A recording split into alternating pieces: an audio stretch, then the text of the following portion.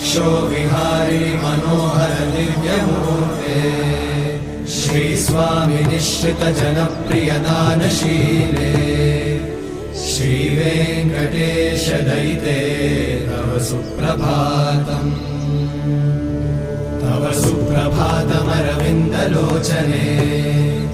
भवतु प्रसन्नमुखचन्द्रमण्डले विधिशङ्करेन्द्रवनिताभिरर्चिते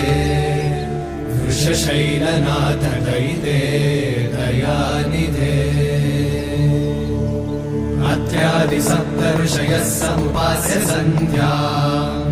आकाशसिन्धुकमलानि मनोहराणि